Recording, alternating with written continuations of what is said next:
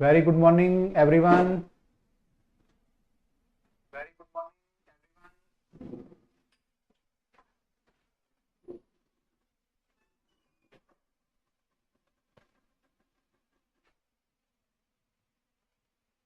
सब बच्चे आ गए हैं।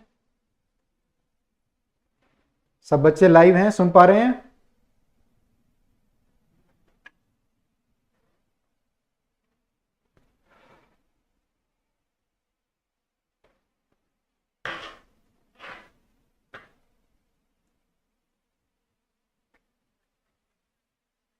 रिप्लाई नहीं आया। ओके, अब रिप्लाई आने लगे। Okay, Gunjan, Shivani, Prashant, Vidhi, Ashwat ji, Krishnan, Mani Verma, Harish Alam, good morning. Good morning Himanshu, Niharika, good morning. Very good morning. सब बच्चे आ जाओ, जल्दी जल्दी आ जाओ।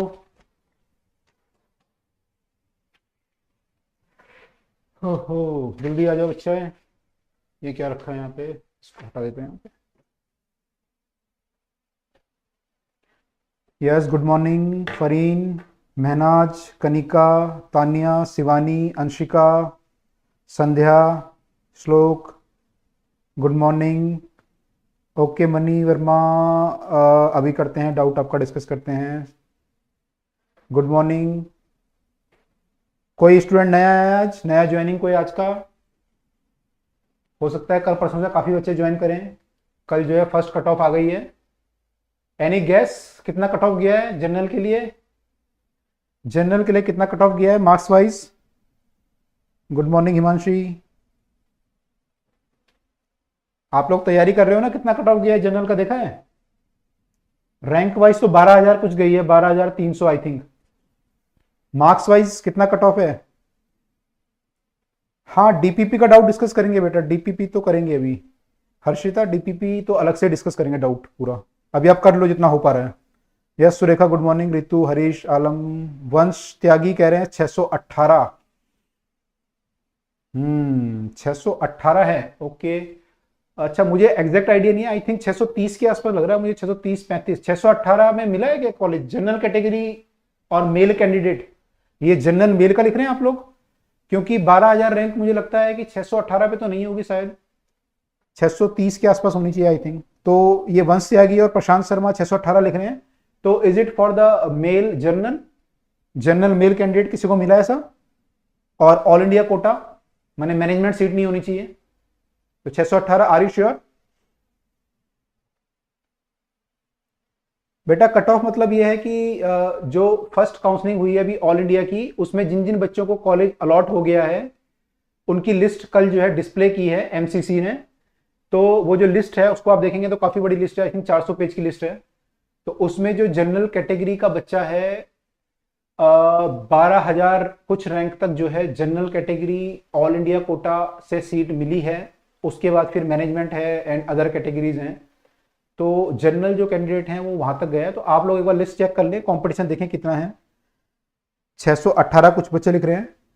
तो आई थिंक 12,000 रैंक 618 पे तो नहीं होनी चाहिए, क्योंकि 630 के आसपास होगा। आई होप कि 630 ठीक है, 618 मान लें अगर, या मान लें भी स्टेट की काउंसलिंग होगी तो स्टेट में भी आई थिंक 600 610 ऐसे कट ऑफ जाने वाला है इस बार, है ना? तो cut of is very very high. तो जो बच्चे अभी इस डिलीमा में हैं, जो 550 नंबर लाए हैं, 525 लाए हैं, 650 लाए हैं, तो दे शुड स्टार्ट प्रिपेयरिंग। ठीक है, चाहे वो बच्चा यहाँ पे आप लोगों में हो या आपका कोई फ्रेंड हो या कोई भी हो, आई विल सजेस्ट स्ट्रांगली तैयारी शुरू कर दें।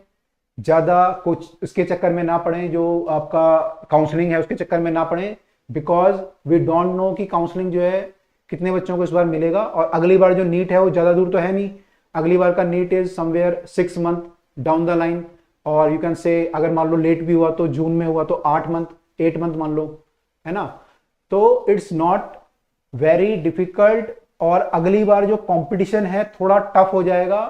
टफ इसलिए हो जाएगा कि इस बार जो बच्चा छूट गया था देखो क्या होता है, यूजुअली 1 साल का गैप होता है ना, यूजुअली 1 साल का गैप होता है दो नीट के बीच में। लेकिन इस बार जो नीट के बीच में गैप होगा वो 8 महीने का हो जाएगा मान लो। तो कुछ बच्चे जो 1 साल का गैप सोच के प्रिपरेशन छोड़ देते थे, बीएससी ज्वाइन कर लेते थे, कुछ और कर लेते थे, सेल्फ प्रिपरेशन पे लग जाते थे या कम प्रिपरेशन कर पाते थे, तो इस बार वो लोग वेरी वेरी स्ट्रांग प्रिपरेशन करेंगे, क्योंकि 8 महीने बाद नीट है, सब लोगों ने अभी नीट दिया है, फिर 6 महीने बाद नीट होगा। तो competition is going to be little bit tough, बहुत टफ नहीं मैं बोलूंगा, थोड़ा बहुत तो फर्क पड़ेगा, लेकिन थोड़ा फर्क जरूर अप जरूर जाएगा। तो कट ऑफ जो है, not cut off, competition will be high. Cut off तो डिपेंड करता है पेपर कैसे आएगा। अगर पेपर इजी ऐसी आ गया तो cut off will be high, tough आ गया तो कट ऑफ डाउन भी आ सकती है। लेकिन कंपटीशन थोड़ा टफ होगा, तो आप लोग भी अपनी जो प्रिपरेशन कर रहे हैं वो बिल्कुल ध्यान से बहुत स्ट्रांगली करिएगा। रास्ता बहुत कठिन है इस बार जो है बहुत अच्छा कंपटीशन होने वाला है। और आपके कोई फ्रेंड अगर हैं तो वो लोग भी, उनको भी सजेस्ट करिए कि तैयारी शुरू कर दें, अदरवाइज सेल्फ करें या कोचिंग के थ्रू, जैसे भी करना चाहें तैयारी शुरू कर दें। सेकंड में आ गई है डेट, कोई लिख रहा है यहाँ पे, आई डोंट नो बेटा, अगर आ गई है तो then you have very less time. फिर तो आपके पास 4 अप्रैल और 6 मंथ बाकी हैं, है ना। तो अगर डेट ऐसे आ गई है तो I am not sure, but I am not sure, तो टाइम कम मिलेगा ओवरऑल। जो भी बच्चा तैयारी कर रहा है अपने आप चाहे करना चाहे या कोचिंग के थ्रू करना चाहे वो कर ले। देखो कोचिंग से बस फायदा इतना होता है कि कोचिंग से आपका एक रूटीन बन जाता है और एक एनर्जी लेवल मिलता है। अगर आप खुद पढ़ते हो कई बार तो क्या होता है कि बच्चा, पता चला कि एक चैप्टर ही काफी लंबा खींच लिया, या इंटरेस्ट आ गया किसी सब्जेक्ट में, मान लो बायो में इंटरेस्ट आ गया तो फिजिक्स छोड़ दी, केमिस्ट्री छोड़ दी, ऐसा कर दिया, या उल्टा कर दिया, किसी को फिजिक्स में इंटरेस्ट आ गया, है ना। जैसे लास्ट ईयर एक बच्चा था, last to last year sir ने शायद आपको बताया था, नागिया सर ने, Nikhil Goyal was the student, उसको फिजिक्स में इंटरेस्ट आ गया, उसने बायो कम कर दी, हालांकि he got a good rank, but अगर कोई नॉर्मल बच्चा होता तो शायद उसका सिलेक्शन ना हो पाता। तो कई बार ऐसा होता है जब कोचिंग नहीं करते तो चीजें बैलेंस नहीं हो पाती, एंड एक जो एनर्जी लेवल होता है वो थोड़ा डाउन हो जाता है, बीच में थोड़ा नेगेटिव फीलिंग आती है। तो अगर कोई कोचिंग करता है तो वो फायदा है। अगर आप खुद कर सकते हैं तो इट्स, तब भी कोई प्रॉब्लम नहीं है। अगर आप खुद एनर्जी लेवल पूरा मेंटेन रख सकते हैं 6 महीने तो तब भी तैयारी कर सकते हैं। बट सजेशन ये है कि अगर कोई भी बच्चा है तो तैयारी स्टार्ट कर दे, और आप लोग भी जो है अपनी तैयारी बहुत स्ट्रांग रखें, बहुत फास्ट रखें, राइट।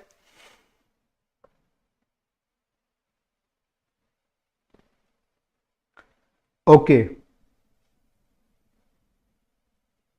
10 अल्फा वाला डाउट दोबारा बता दे। 10 अल्फा वाला वेक्टर में पूछ रहे हो सरफराज? क्वेश्चन 13 हो गया, good good Shivani. Sarfaraz vector में पूछ रहे हो क्या? 10 अल्फा वाला एक बच्चा, वेक्टर का डाउट तो कल देख लेंगे। कल का एक डाउट है, मनी वर्मा ने कुछ डाउट लिखा था, क्या डाउट है लिख दो फटाफट। एंड सरफराज ये लिख दो, 10 अल्फा वाला आप पूछ रहे हो, यूनिट वेक्टर वाला एक बार दोबारा बता दो। अच्छा, यूनिट वेक्टर देखो अभी आगे निकालेंगे क्वेश्चन में, तो वहां पे मैं दोबारा एक बार बता दूंगा। यूनिट वेक्टर जो होता है वो क्या होता है, उसका मैग्नीट्यूड जो है 1 होता है। तो मैग्नीट्यूड 1 लाने के लिए, मान लो कोई वेक्टर है उसकी लेंथ 9 है, तो अगर आप 9 से डिवाइड कर दें तो मैग्नीट्यूड उसका 1 आ जाएगा। तो अभी आगे देखेंगे कि कैसे हम यूनिट वेक्टर बनाते हैं, अभी वो आगे आएगा, ठीक है। तो उसमें कोई प्रॉब्लम वाली बात नहीं है। जो स्लाइड स्क्रीन पर है, करेक्ट, 10 अल्फा वाली जो स्लाइड स्क्रीन पर है वो एक बार दोबारा बता दे। तो बिल्कुल हम लोग एक बार पैरेललोग्राम लॉ पूरा ही दोबारा से देख रहे हैं, ठीक है। तो डेफिनेशन तो आप देख चुके थे, इसमें मैं नहीं जा रहा दोबारा। यहां से हमने स्टार्ट किया था पैरेललोग्राम लॉ आपका। तो हमने देखा था कि दो वेक्टर अगर आपके होते हैं, पी वेक्टर और क्यू वेक्टर, और उनका आपको अगर रिजल्टेंट निकालना होता है तो रिजल्टेंट निकालने के लिए हम parallelogram law of vector addition use करते हैं। दो वेक्टर का रिजल्टेंट निकालने के लिए, रिजल्टेंट मतलब रिजल्टेंट वेक्टर कितना बनेगा। अब रिजल्टेंट वेक्टर अगर बनेगा तो वेक्टर आपको पता है उसमें यूनिट भी होगी, सॉरी उसमें जो है मैग्नीट्यूड भी होगा और डायरेक्शन भी होगी। तो जो आपका आर वेक्टर बनेगा उसका मैग्नीट्यूड कितना होगा और डायरेक्शन कहां पे होगी, ये निकालने के लिए हम पैरेललोग्राम लॉ यूज करते हैं। तो पहले हम बात करते हैं कि मैग्नीट्यूड कितना होगा। तो मैग्नीट्यूड कितना होगा उसको निकालने के लिए हमने क्या किया था, हमें जो इस फिगर आप दिख रही है आप लोगों को, इसमें ओसी निकालना था, राइट, ओसी निकालना था। तो ओसी की लेंथ निकालने के लिए हमने क्या किया, एक ट्राइंगल ओ सी डी मान लिया जो कि राइट एंगल ट्राइंगल है, O C D right angle triangle मान लिया,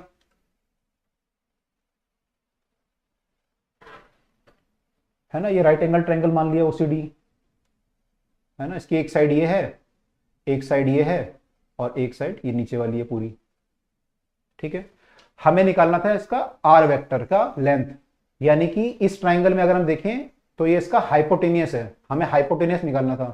तो हाइपोटेनियस निकालने के लिए हमने क्या किया, पाइथागोरस थ्योरम यूज की, परपेंडिकुलर का स्क्वायर प्लस बेस का स्क्वायर। परपेंडिकुलर यहाँ पे CD था, उसका स्क्वायर किया, और बेस यहाँ पे AD था, ठीक है। अब हमें यहाँ पे हमें P पता था, Q पता था, हमें ना तो बेस पता है पूरा, ना हमें CD पता है परपेंडिकुलर। तो हमने क्या किया, हमें ये एंगल पता था, लेकिन हमें ये एंगल पता था, ठीक है। हमें मालूम था कि जो एंगल यहाँ पे होगा थीटा, जो एंगल यहाँ पे थीटा था वही थीटा यहाँ पे होगा, और ये हमें लेंथ पता थी कि ये वेक्टर अगर क्यू वेक्टर है तो ये वेक्टर भी क्यू वेक्टर के बराबर ही होगा, क्योंकि ये पैरेललोग्राम है तो ये वेक्टर भी क्यू वेक्टर होगा। तो हमने क्यू का कंपोनेंट लिया यहाँ पे, यहाँ क्यू कॉस थीटा और यहाँ पे क्यू साइन थीटा, ठीक है। एक बार जब मेरा ये आ गया, ये क्यू कॉस थीटा लेंथ है इसकी और इसकी क्यू साइन थीटा है, तो फिर मैंने पाइथागोरस थ्योरम यूज करी। तो परपेंडिकुलर का स्क्वायर यानी कि क्यू साइन थीटा का स्क्वायर कर दूंगा, और बेस जब आएगा मेरा, तो बेस मेरा ओ डी है, बेस ओ डी। तो ओ डी जो है वो O A plus A D, O A plus A D है। ओ ए मुझे पता था पी होगा, और ए डी जो है वो क्यू कॉस थीटा मैं निकाल चुका हूं अभी। तो मैं इन दोनों को ऐड कर दूंगा तो मेरा बेस आ जाएगा, तो बेस का स्क्वायर प्लस परपेंडिकुलर का स्क्वायर, तो मेरा हाइपोटेनस आ जाएगा। इससे हमारा फॉर्मूला जो बनेगा लास्ट में जाके ऐसा कुछ बन जाएगा, ऐसा P square plus Q square plus 2pq cos theta. अगर आपका एक वेक्टर p है, एक वेक्टर का मैग्नीट्यूड q है, और दोनों के बीच का एंगल थीटा है, तो जो रिजल्टेंट वेक्टर आएगा उसका जो मैग्नीट्यूड होगा वो इतना होगा, ठीक। अब आते हैं उसकी डायरेक्शन किधर होगी, कितनी होगी। तो डायरेक्शन निकालने के लिए अगेन हमने इस ट्राइंगल पे वापस आ जाते हैं, अगेन हम इस ट्राइंगल पे आ गए। तो इस ट्राइंगल पे हमने फिर देखा, ये ट्राइंगल जो है यहाँ पे ये रिजल्टेंट वेक्टर जो है मान लो P के साथ अल्फा एंगल बनाता है, हमने अल्फा एंगल बना लिया, ये एंगल हमारा अल्फा हो गया। तो ये मान लो अल्फा एंगल बनाता है रिजल्टेंट, तो मेरे को ये अल्फा चाहिए। अगर मैं अल्फा निकाल दूं तो मैं कह सकता हूं, देखो जब भी हम कोई वेक्टर निकालते हैं ना, तो हम उसकी डायरेक्शन स्पेसिफाई कैसे करते हैं। जैसे मान लो कोई वेलोसिटी आपकी आती है, तो आप लिखते हैं particle is going toward north, अब particle is going toward east west, ऐसे बोलते हो आप लोग, ठीक है। नॉर्थ ईस्ट वेस्ट ऐसे बोलते हो आप लोग। अब या फिर अगर मान लो वो नॉर्थ में नहीं जा रहा, तो आप क्या बोलते हो, 30 degree east of north, 30 degree west of north, ऐसे लिखते हो आप लोग, है ना। तो यहाँ पे भी हमें आर की वैल्यू निकालनी थी कि आर किस तरफ को है। तो हमने ट्राई किया कि हम आर की जो डायरेक्शन है विद रिस्पेक्ट टू पी निकाल लें। जैसे हम वहां पे विद रिस्पेक्ट टू नॉर्थ निकाल लेते थे, या विद रिस्पेक्ट टू साउथ निकाल लेते, यहाँ या विद रिस्पेक्ट टू ईस्ट निकालते हैं मान लो। तो यहाँ पे हमने विद रिस्पेक्ट टू पी निकाला कि पी के कंपैरिजन में कहां पर है, ठीक है। तो पी के कंपैरिजन में जब निकाला तो हमने अल्फा निकालने की कोशिश करी। तो अल्फा कैसे निकालेंगे, टेन अल्फा से निकालेंगे। टेन अल्फा आपको पता है इस ट्राइंगल में टेन अल्फा जो होता है परपेंडिकुलर बाय बेस होता है। परपेंडिकुलर आप निकाल चुके हो क्यू साइन थीटा, बेस आप निकाल चुके हो P plus Q cos theta. तो आपका जो टेन अल्फा आया वो आ गया Q sine theta plus P plus Q cos theta. तो this was our derivation done last time. और ये जो एंगल अल्फा आता है, मैंने कहा था किसके साथ आता है, हमने किसके साथ लिया, ये पी के साथ, यानी कि इसके साथ। तो यहां पे क्या होगा ना, फॉर्मूला कई बार ये अभी तो पी क्यू लिखा हुआ है, कहीं पे ए बी आ जाएगा, कहीं पे कुछ आ जाएगा, तो आप कंफ्यूज हो जाओगे कि एंगल किसके साथ है। तो एंगल उसके साथ है, ये फॉर्मूला अगर ऐसे लिखा हुआ मान लो B sine theta divide by A plus B cos theta, तो जिसके साथ कोई थीटा विटा नहीं है, साइन थीटा कॉस थीटा नहीं है, उसके साथ ये एंगल है अल्फा। तो ये जो एंगल है ये पी के साथ है। तो आई थिंक इट्स क्लियर नाउ। तो सबको अगर क्लियर है तो बता दें, फिर हम आगे मूव करें। सरफराज एंड अदर पीपल अगर क्लियर है। हाँ, अभी सारे क्वेश्चन नहीं हो पाएंगे, मनी वर्मा ने लिखा है कि सारे क्वेश्चन अभी नहीं हो पाएंगे, अभी तो हम पढ़ रहे हैं। जैसे जैसे पढ़ते जाएंगे ना, अभी और कंसेप्ट आएंगे तो आप असाइनमेंट पूरा कर पाओगे। और असाइनमेंट में हमने फैसिलिटी दी है, you can attend the assignment multiple time. तो ऐसा नहीं है कि आपने एक बार कर लिया, छूट गया क्वेश्चन तो प्रॉब्लम आ गई, दोबारा करो, है ना। असाइनमेंट तो मल्टीपल टाइम हो सकता है ना। तो उसमें कोई प्रॉब्लम नहीं आएगी आपको। जितने क्वेश्चन अभी होते जा रहे हैं वो करते जाओ, बाकी भी हो जाएंगे सारे, तो आई थिंक लगभग सबको क्लियर हो रहा है, सब लोग क्लियर लिख रहे हैं, सब लोग लिख रहे हैं क्लियर है, क्लियर है, क्लियर है। अमित, सुब्रो, सबको क्लियर है। ओके, तो सबको क्लियर हो गया कि रिजल्टेंट का मैग्नीट्यूड एंड डायरेक्शन। ठीक है, तो देखो वैसे तो ये डेरिवेशन आपका कोई इंपॉर्टेंट, मैंने आपको, मैं ना भी बताऊं तो भी आपका काम चल जाता, लेकिन फिर भी मैंने आपको बता दिया क्योंकि आपका बोर्ड तो है नहीं कि डेरिवेशन पूछेगा वहां पे, लेकिन इसलिए बताया है कि बच्चे इसमें कंफ्यूज हो जाते हैं कई बार कि पी क्या है, क्यू कॉस थीटा क्या लेंगे। तो थोड़ा सा अगर आपको आइडिया होगा तो आप फॉर्मूला भूलोगे नहीं, याद रख पाओगे। अगर भूल भी गए तो पेपर में आराम से निकाल सकते हो, सीधा पी क्यू बनाओ, एल थीटा बनाओ, cos theta sine theta, perpendicular base, formula आ जाएगा 1 सेकंड में, 5 सेकंड में फॉर्मूला आ जाएगा। तो अगर भूल भी गए तब भी निकाल लोगे, इसलिए मैंने आपको थोड़ा डेरिवेशन बता दिया यहाँ पे। ठीक है, अच्छा अब देखो इसको हम ध्यान से देखते हैं, जो हमारा मैग्नीट्यूड आया था इस पे बहुत क्वेश्चन बनते हैं, तो इसको थोड़ा ध्यान से देख लेते हैं। यहाँ पे आगे लिखा भी हुआ है, मैं यहीं पे बता देता हूँ। आपका जो रिजल्टेंट आया है, मैं पेन चेंज कर लेता हूँ, है ना। कल कोई कह रहा था कि सर हाईलाइट करने के लिए डिफरेंट पेन यूज करा कीजिए, तो हाईलाइट मैंने डिफरेंट पेन से, रेड से ट्राई किया आज, और लिखने के लिए हम दोबारा से येलो पेन पे आ जाते हैं। ठीक है, ओके, सबको क्लियर है।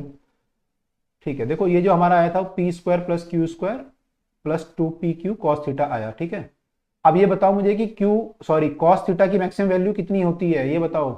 कॉस थीटा की मैक्सिमम और मिनिमम वैल्यू कितनी होती है?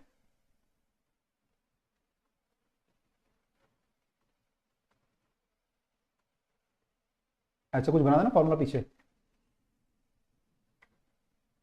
तो बताओ कॉस थीटा की मैक्सिमम और मिनिमम वैल्यू कितनी हो सकती है कॉस? कॉस थीटा की मैक्सिमम वैल्यू और मिनिमम वैल्यू कितनी हो सकती है ना? बताओ जल्दी, क्योंकि मैं इसलिए पूछ रहा हूं आपसे कि देखो ये आर है, अब मान लो दो वेक्टर हैं, तो दो वेक्टर हमें पता है, मान लो ये 5 न्यूटन का फोर्स है, ये 3 न्यूटन का फोर्स है। ठीक है, अब मेरे को इनका रिजल्टेंट निकालना है। ठीक है, तो रिजल्टेंट निकालने के लिए 5 और 3 का रिजल्टेंट अगर मान लो दोनों एक डायरेक्शन में है तो रिजल्टेंट कितना हो जाएगा? 8 हो जाएगा। 5 और 3 8। मान लो अपोजिट हैं तो क्या होगा? 5 में से 3 माइनस कर दो, 2 हो जाएगा। लेकिन मान लो कुछ एंगल पे हैं, है ना, तो एंगल के साथ इनका रिजल्टेंट वेरी करेगा। आप देख रहे हो कॉस थीटा आ रहा है वहां पे, है ना।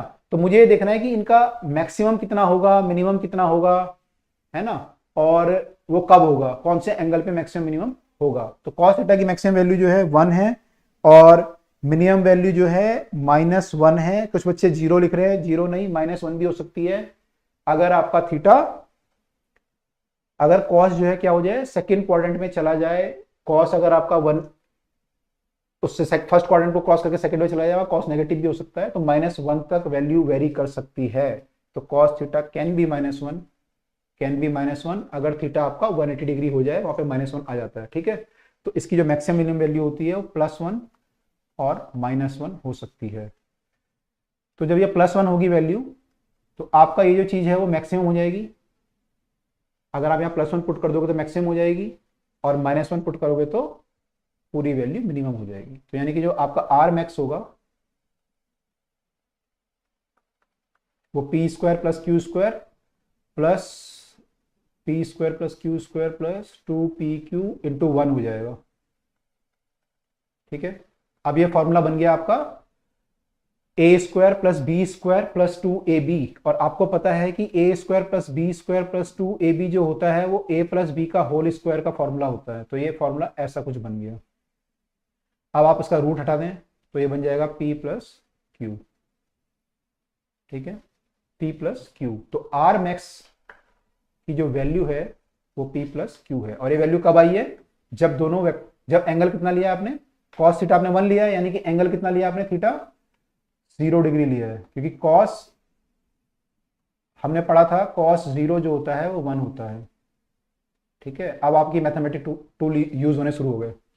कॉस थीटा जो होता है 0 पे, कॉस 0 पे जो है 1 होता है। ठीक है, तो ये p प्लस क्यू जो है मैक्सिमम वैल्यू है, और ये कब आ रही है? जब थीटा आपने लिया है 0 डिग्री, यानी आपने दोनों वेक्टर सेम डायरेक्शन में लिए हैं, एंगल दोनों के बीच में 0 है, तो सेम डायरेक्शन में जब वेक्टर होंगे p और q तो रिजल्टेंट मैक्सिमम आएगा। और ये बहुत ऑब्वियस भी है, दो फोर्स का रिजल्टेंट मैक्सिमम कब आएगा? जब दोनों एक डायरेक्शन में लग रहे होंगे। तो आपका आर मैक्सिमम आएगा। तो दिस इज आर मैक्सिमम। इतना क्लियर है सबको? यस, कुछ बच्चे लिख रहे हैं 180 डिग्री -1 होगा। हाँ सही है, बिल्कुल सही है। इतना क्लियर है सबको कि आर जो मैक्सिमम वैल्यू है वो किस कंडीशन में आई है और कितनी आई है? तो P प्लस क्यू आई है और उस कंडीशन में आई है जबकि थीटा जो है 0 डिग्री है और दोनों फोर्स, ये दोनों वेक्टर सेम डायरेक्शन में हैं। तो क्लियर है सबको? ओके। अश्वत, विनय, तानिया, फरीन, हर्षिता, सरफराज, संध्या, रितु, हिमांशु, क्लियर है? ओके, सबको क्लियर है? ठीक है। पूजा, शिवानी, ओके। अब आर मिनिमम भी देख लेते हैं। तो आर मिनिमम में क्या हो जाएगा? अब की बार -1 यूज करेंगे। -1 कब होता है? जब थीटा होता है आपका 180 डिग्री। तो थीटा होता है 180 डिग्री, यानी कि वेक्टर क्या होंगे इस बार? 180 डिग्री कब बनेगा एंगल? जब एक वेक्टर मान लो इधर को है और एक वेक्टर मान लो इधर को है। तो इन दोनों के बीच का एंगल कितना हो गया? 180। 180। तो इस केस में क्या होगा? आपका रिजल्टेंट मिनिमम आएगा और वो आपको पता है, ऑब्वियसली आएगा, है ना। अपोजिट अगर लगाओगे तो क्या होगा? मिनिमम आ जाएगा। एक फोर्स यहां से लग रहा है, एक फोर्स यहां से लग रहा है, तो रिजल्टेंट विल बी मिनिमम। और उसकी वैल्यू कितनी आएगी?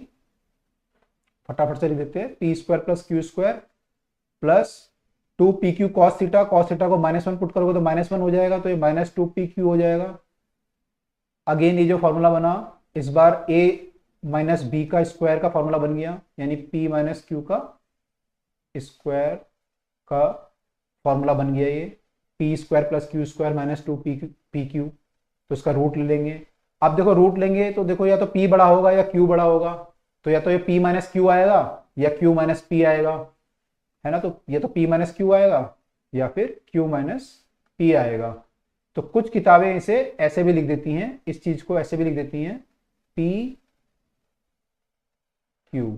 इसका मतलब अगर p बड़ा है तो p में से q घटा लो।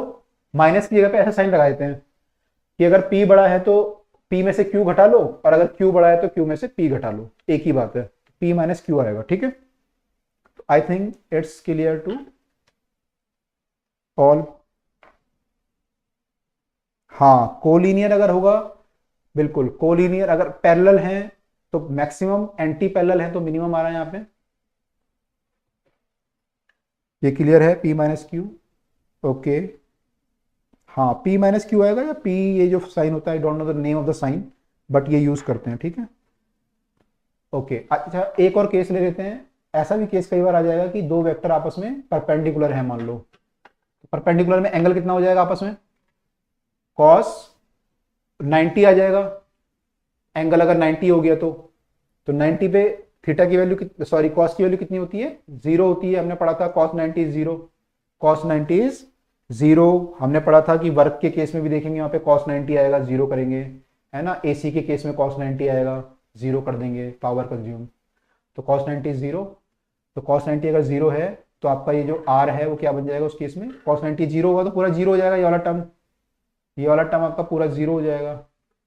तो क्या बचेगा? केवल P square plus Q square बचेगा रूट में। तो formula will become this, P square plus Q square. तो एक फॉर्मूला बना पी प्लस क्यू मैक्सिमम के केस में जब थीटा 0 था।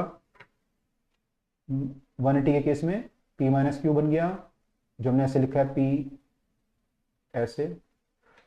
और अगर 90 डिग्री है तो बन गया P square plus Q square. Angle इन्होंने निकाला है, एंगल आप निकाल सकते हैं यहाँ पे। थीटा को 90 पुट करा है तो ये ऐसे आ जाएगा। अदरवाइज की जरूरत नहीं है तो ट्राइंगल ही बन जाएगा सीधा। पी का ट्राइंगल मान लो ये है और, है ना, ऐसे क्यू ये ऐसे है आपका। तो रिजल्टेंट जो बनेगा उसको आप एंगल अगर निकालोगे तो आपका ट्राइंगल बनाना बहुत ईजी होगा इस केस में, है ना। पैरेललोग्राम जब कंप्लीट करोगे एक्चुअली पैरेललोग्राम क्या बनेगा? ये स्क्वायर बन जाएगा, सॉरी एक रेक्टेंगल बन जाएगा ऐसे करके। और ये आपका पी, सॉरी ये पी वेक्टर है, ये क्यू वेक्टर है। आपने जब पैरेललोग्राम कंप्लीट करोगे, अगर ये आपका रिजल्टेंट है मान लो और ये एंगल आपका अल्फा है, तो आपको पता है टेन अल्फा कितना होता है? टेन अल्फा जो होता है परपेंडिकुलर बाय बेस होता है। यहाँ पे क्या है? ये परपेंडिकुलर ही है सीधा। तो परपेंडिकुलर क्या हो जाएगा आपका? ये Q है तो ये भी Q होगा, और ये अगर P है तो ये भी P होगा। तो जो टेन अल्फा क्या होगा, परपेंडिकुलर बाय बेस, तो Q बाय P। तो ऐसे भी निकाल सकते हो या फिर फॉर्मूला लगा के ऐसे भी निकाल सकते हो, जैसे इन्होंने निकाला है। ठीक है, तो this is the special cases. तो आई थिंक ये सबको क्लियर है स्पेशल केसेस। फिर क्वेश्चंस पे आए जल्दी, अगर क्लियर है तो जल्दी बताओ। देखो क्वेश्चन मैंने सारे इकट्ठे किए हैं आपके लिए। इतना क्लियर है सबको?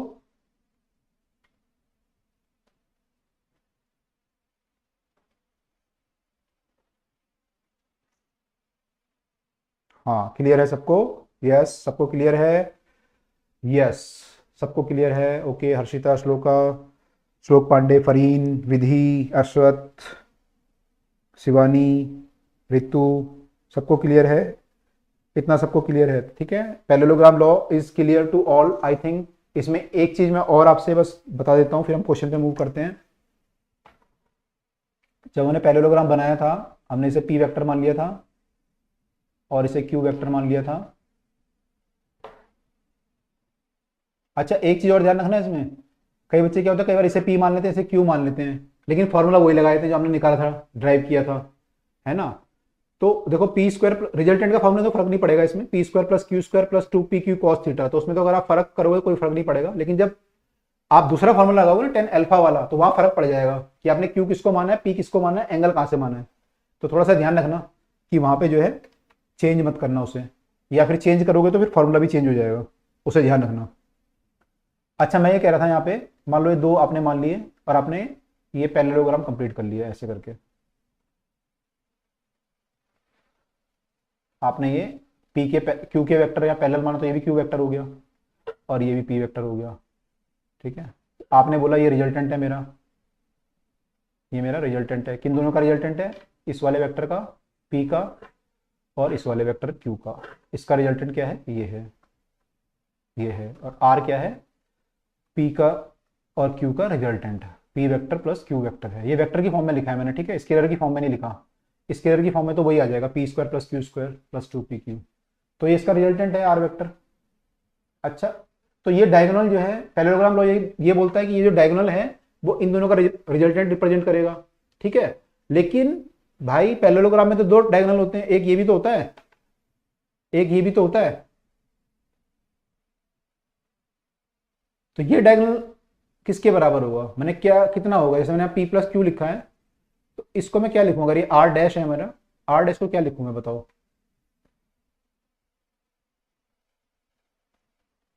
इस आर डैश को क्या लिखूं मैं, आर डैश वेक्टर है मेरा, तो आर डैश वेक्टर को क्या लिखूंगा।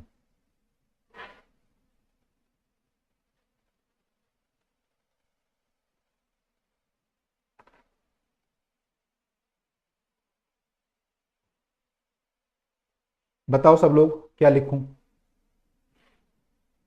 ये भी क्वेश्चन आए थे कई बार ऐसे, ये जरूरत पड़ जाती है आपको, क्या लिखूं। Hmm okay.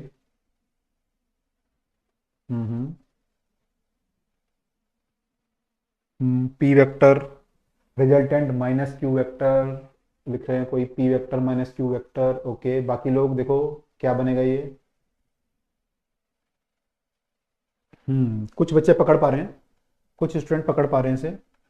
देखो ये क्या है, रिजल्टेंट इसका है, आप इस ये पी वेक्टर है मान लो, ये ऊपर वाला पी वेक्टर बना रहा हूं मैं, है ना, और क्यू वेक्टर आपका जो है इधर को था। ठीक है, आपने जो रिजल्टेंट आर डैश बनाया वो ऐसे बनाया। ठीक है, अब देखो हमने कल पढ़ा था कि जब हम रिजल्टेंट निकालते हैं तो पहले दोनों को को इनिशियल होना पड़ता है ना। लेकिन यहाँ पे क्यू क्या है, यहाँ पे क्यू जो है वो ऊपर की तरफ है, को इनिशियल नहीं, यहाँ पे खत्म हो रहा है क्यू, यहाँ पे आके तो खत्म हो रहा है। तो हमें क्या करना पड़ेगा, हम इसको क्या कर सकते हैं, क्यू को उल्टा कर देते हैं। मान लो क्यू को उल्टा कर दिया इधर को ऐसे, तो ये क्या बन गया, माइनस क्यू बन गया, माइनस क्यू वेक्टर बन गया ये। अब वो कंडीशन आ गई आपकी पैरेललोग्राम लॉ वाली, अब आपकी कंडीशन आ गई, पैरेललोग्राम लॉ वाली कंडीशन आ गई। तो अब जो ये डायगोनल है, ये वाला जो डायगोनल इसका बनाया आपने, ये क्या रिप्रेजेंट करेगा, इसका और इसका रिजल्टेंट, इसका और इसका रिजल्टेंट। तो इसका रिजल्टेंट क्या हो जाएगा, यानी कि आर डैश क्या हो जाएगा, पी वेक्टर प्लस में दूसरा वेक्टर क्या है आपका, माइनस क्यू वेक्टर है, तो ये हो जाएगा पी वेक्टर माइनस में क्यू वेक्टर। तो ये आर डैश आपका इतना हो जाएगा। ठीक है, तो कुछ बच्चे ने सही लिखा था। Yes, triangle law of vector addition से भी कर सकते हैं, ट्राइंगल लॉ वेक्टर एडिशन से भी कर सकते हैं। Triangle law is almost same, triangle law vector addition कोई बहुत बड़ी चीज नहीं है, कर लेंगे अभी वो भी, है ना, उसमें कोई बहुत फॉर्मूला नहीं है, फॉर्मूला तो इसी का है, आगे आ जाएगा वो भी। तो कुछ बच्चों ने निकाल लिया था P vector minus Q vector, P vector minus Q vector निकाल लिया था।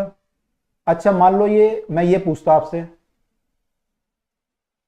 इसी में ये पूछता कि मेरे को ये वेक्टर नहीं चाहिए, मुझे तो ये वेक्टर चाहिए, ये वेक्टर गलत बन गया, थोड़ा सा गलत बन गया, मिटा लेते हैं इसको, इरेजर ले लेते हैं।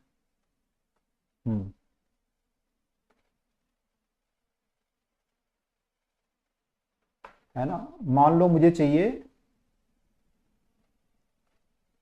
ये वेक्टर, तो इस वेक्टर की वैल्यू कितनी होती है, ये पैरेललोग्राम तो कंप्लीट होगा, मान लो ऐसे कुछ बन जाएगा, है ना, मैंने ज्यादा बना दिया, ऐसे मान लो, ऐसे मान लो कुछ,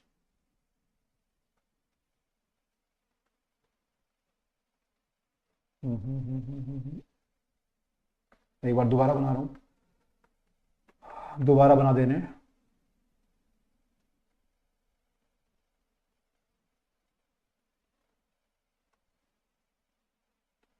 ठीक है,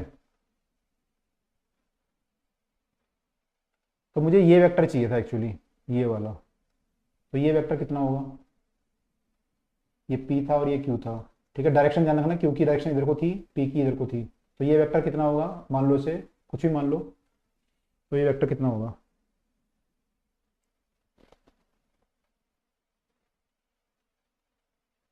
हाँ ऊपर वाले में कुछ बच्चे पूछ रहे हैं मैंने माइनस क्यू क्यों किया, तो मैंने माइनस क्यू इसलिए किया क्योंकि क्यू वेक्टर की जो डायरेक्शन थी वो ऊपर की तरफ थी, एरो ऊपर की तरफ था, ऐसे मैंने उसको उल्टा कर दिया, नीचे की तरफ कर दिया, यहाँ माइनस क्यू जो है, इसलिए मैंने उसको एरो नीचे कर दिया है ना ये, इसलिए ये माइनस क्यू हो गया है। ठीक है, इसलिए माइनस क्यू हो गया है। हाँ देखो बच्चे हेल्प भी कर रहे हैं आपस में, इट्स गुड, आपस में हेल्प भी कर रहे हैं बच्चे, बता रहे हैं। तो ये वाला वेक्टर अभी भी कुछ बच्चे लिख रहे हैं पी प्लस क्यू होगा, नहीं पी प्लस क्यू नहीं होगा, पी प्लस क्यू तो ऐसे वाला था जो हमने ये बनाया था ऊपर वाला, ऐसे वाला एरो, ये पी प्लस क्यू था, तो ये भी पी प्लस क्यू होगा क्या, देखो एक बार, P plus Q but opposite in direction,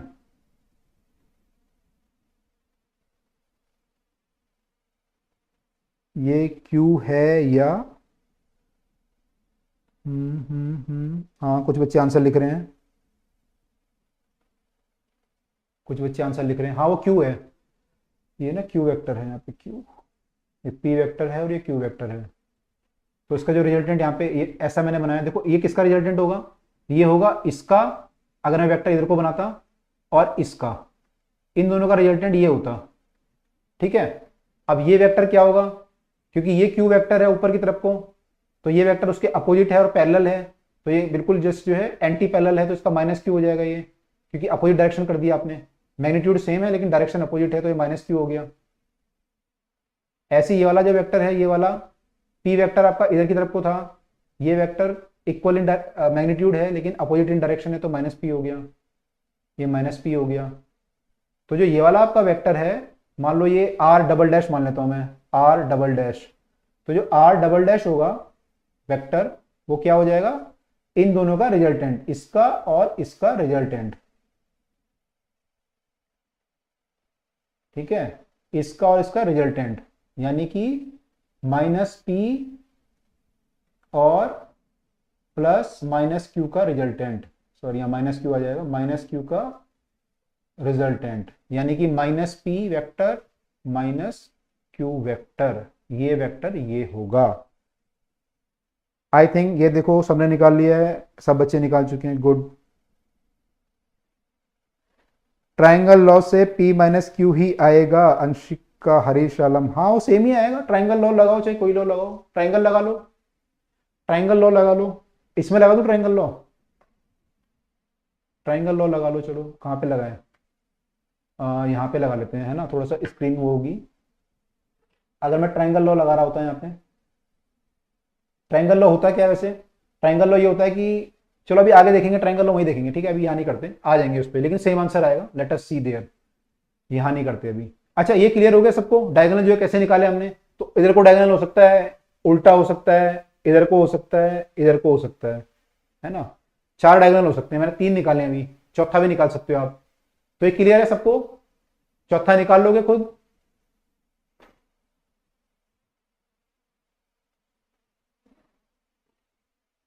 है ना, क्योंकि बच्चा क्या होता है, इतना ही एक ही डायगोनल का पढ़ते हैं तो फिर वो कंफ्यूज हो जाते हैं पेपर में जब वो घूमता है, या फिर कुछ वेक्टर चेंज हो जाते हैं, पी की जगह माइनस क्यू हो जाता है, तो फिर कैसे निकालें? ऐसे निकालेंगे। लास्ट वाला क्लियर नहीं है? देखो लास्ट वाला क्या था, आर डबल डैश, ये निकालना था मुझे, और इसकी डायरेक्शन किधर को थी? नीचे की तरफ, इधर को। बाकी बच्चे लिख दो अगर क्लियर है तो ये क्या होगा? हमने क्या पढ़ा है पैरेललोग्राम लॉ में कि अगर दो आपकी साइड हैं तो उसके बीच से जो भी आपका ये वेक्टर पास करता है वो इन दोनों का रिजल्टेंट होता है, इन दोनों का रिजल्टेंट होता है। तो हमने क्या किया, ये वेक्टर हमें निकालना था, तो ये किसका रिजल्टेंट होगा? एक तो इसका और एक इसका। ये दोनों वेक्टर यहाँ पे आके स्टार्ट होते हैं, यहाँ से को इनिशियल है वेक्टर, यहाँ से स्टार्ट होते हैं, तो इन दोनों का रिजल्टेंट ये बनेगा। अब ये वेक्टर जो है ऊपर वाला अगर मैं देखूं तो ये क्या है, इधर को है, तो इसकी लेंथ तो इसके बराबर है जो पी वेक्टर था, लेकिन डायरेक्शन क्या है? अपोजिट, क्योंकि पी जो है इधर को है, तो ये माइनस, यानी ऊपर वाला जो वेक्टर है क्या हो जाएगा? माइनस पी हो जाएगा, क्योंकि डायरेक्शन अपोजिट है और मैग्नीट्यूड सेम है। ऐसे हमने क्यू को देख लिया, ये जो वेक्टर था आपका, ये वेक्टर जो है क्यू के अपोजिट था, तो माइनस क्यू हो गया। तो दोनों का जब रिजल्टेंट निकाला तो minus P plus minus Q कर लिया, तो माइनस पी माइनस क्यू आ गया। This is the resultant. Clear हो गया आई थिंक? मनी वर्मा जो हैं, क्लियर हो गया आपको? बाकी लोगों ने क्लियर लिख दिया सबने लगभग। मनी वर्मा फटाफट लिख दो, आगे बढ़ें। क्लियर है? अगर क्लियर है ओके राइट, ठीक है। तो ये आपके डायगोनल ऐसे निकाल सकते हैं। तो कोई भी आपको डायगोनल निकालना है तो पहले क्या, को इनिशियल बनाना है, फिर वहां से वेक्टर पास करना है, उससे आएगा, ठीक है। अब देखो यहाँ पे डेफिनेशन देखो उसने क्या लिखा था, देखो अब दोबारा एक बार डेफिनेशन देख लो, जब ने लिखा है रिजल्टेंट की डेफिनेशन, अब देखो आपको समझ में आएगी। यहां पर resultant is completely represented by in magnitude and direction by the diagonal of the parallelogram passing through the same point। उसने ये बोला था सेम पॉइंट, क्योंकि डायगोनल दो हो सकते थे, है ना, डायगोनल दो हो सकते थे। यहाँ पे, यहाँ पे देखो एक डायगोनल ये भी है और एक डायगोनल ये भी है। उसने कहा था नहीं, ये जो मैंने फॉर्मूला निकाला है ये फॉर्मूला किसके लिए है? जब रिजल्टेंट सेम पॉइंट से पास करेगा उसके लिए है, इसके लिए नहीं निकाला मैंने फॉर्मूला, इसके लिए फॉर्मूला मैंने ड्राइव नहीं किया है, मैंने उसके लिए ड्राइव किया है, ठीक है। तो इसलिए डेफिनेशन ध्यान से पढ़नी है हमें, ठीक। आगे चलते हैं, क्वेश्चन पे आते हैं। चलो ये क्वेश्चन कर लेते हैं, फिर आपके कंसेप्ट क्लियर होंगे अब।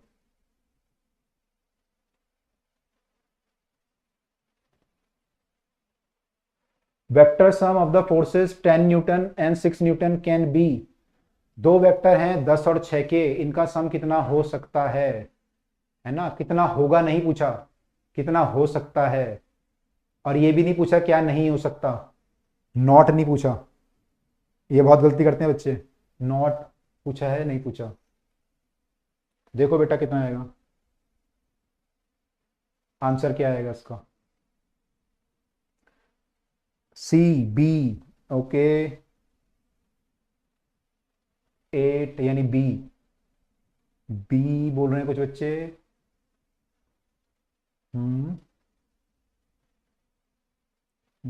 बी, ओके बी देख के नहीं, खुद निकालना अपना, दूसरे का देख के बी मत लगा देना, है ना। पेपर में बच्चे जाते हैं नकल मार देते हैं सामने वाले की, कई बार उसने सही किया होगा, अपना भी गलत हो जाता है उस चक्कर में।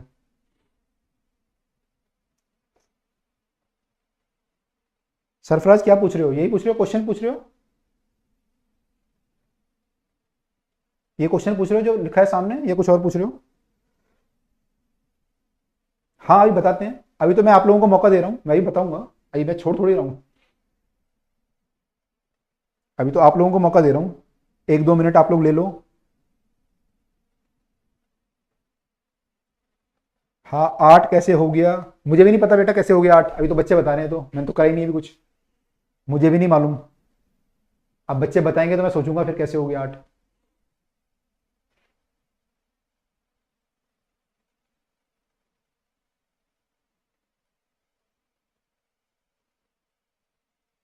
हम्म। हम्म। अच्छा, ठीक है। चलो बताओ अब 8 कैसे हो गया, अब जिन्होंने निकाला है वो बता भी दो एक बार, 8 कैसे आ गया, देखूं जरा 8 कैसे आ गया।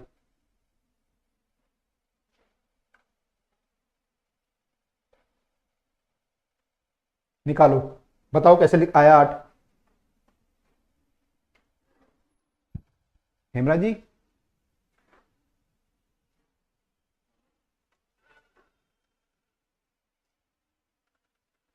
हेमराज जी,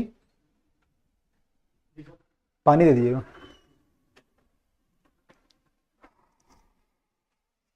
ओके। एक बच्चे ने आंसर लिख दिया। हम्म। देखो, फॉर्मूले से, अच्छा फॉर्मूले से आ गया, फॉर्मूला कौन सा लगाया, देखो, देखो ये हमने पढ़ा था अभी, हमने पढ़ा था ये, आर मैक्स कितना होता है, आर मैक्स, दो वेक्टर का रिजल्टेंट कितना हो सकता है मैक्सिमम, पी प्लस क्यू हो सकता है, और मिनिमम कितना हो सकता है, पी माइनस क्यू हो सकता है, हमने ये पढ़ा था अभी। तो जब आप दो वेक्टर को ऐड करोगे तो जो भी वैल्यू आएगी, जो भी वैल्यू आएगी वो इसके बीच में आएगी, भाई इससे ज्यादा नहीं हो सकती पी प्लस क्यू से, और पी माइनस क्यू से कम नहीं हो सकती। तो जो भी आंसर आपका आएगा इनके बीच में आ सकता है, एंगल पे डिपेंड करेगा एंगल कितना है। तो maximum value P plus Q हो सकती है और minimum value P minus Q हो सकती है। अब यहाँ क्वेश्चन में क्या दिया हुआ था देखो, क्वेश्चन में दिया हुआ था 10 and 6 Newton can be, 10 and 6 Newton, तो मैक्सिमम कितनी हो सकती है इसमें, आर मैक्स आपका हो सकता है पी प्लस क्यू, यानी कि 10 + 6 यानी कि 16, और आर मिनिमम हो सकता है पी माइनस क्यू यानी कि 10 - 6 यानी कि 4। तो ये वैल्यू कभी भी 4 से कम नहीं आएगी और कभी भी 16 से ज़्यादा नहीं आ सकती। अगर इन दोनों फोर्सेस को आप ऐड करोगे तो ये दोनों फोर्स मिलके 16 से ज़्यादा नहीं हो सकते, 4 से कम नहीं हो सकते। तो कोई भी आंसर जो आएगा वो 16 और 4 के बीच में होगा। तो पहला जो ऑप्शन था वो 2 था, वो 4 से कम है तो आंसर नहीं हो सकता। दूसरा जो है 8 है, 16 और 4 के बीच में है, कैन बी द आंसर। 18 16 से बड़ा है, आंसर नहीं हो सकता। 20 भी 16 से बड़ा है, आंसर नहीं हो सकता। तो आंसर इज 8, क्योंकि वैल्यू 16 और 4 के बीच में ही हो सकती है। तो ये क्लियर है सबको।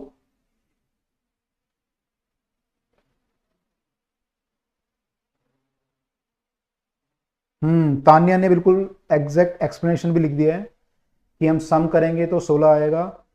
बाकी बच्चे यस लिख दें, यस अगर आ गया समझ में। और तानिया ने लिखा है कि डिफरेंस निकालेंगे तो 4 होगा, मैक्सिमम 16 हो सकता है, मिनिमम 4 हो सकता है, इसलिए 16 और 4 के बीच में ही आंसर आएगा। तो सबको क्लियर हो गया है? अगर जिन बच्चे ऊपर, कोई बच्चे ऊपर डाउट भी पूछ रहे थे उनको क्लियर हो गया तो एक बार फटाफट लिख दें, फिर अगले क्वेश्चन पे मूव करते हैं, अगले क्वेश्चन पे मूव करते हैं।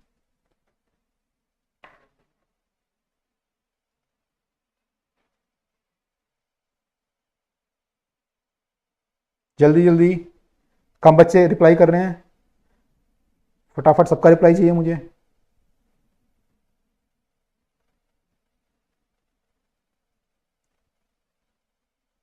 अभी 1/3 of the class has replied, 17 बच्चों ने रिप्लाई किया है अराउंड 51 बच्चों में से। I want this inertia of motion, inertia of rest में जो लोग हैं वो मोशन में आ जाओ भाई फटाफट, इनर्शिया ऑफ मोशन में आ जाओ फटाफट।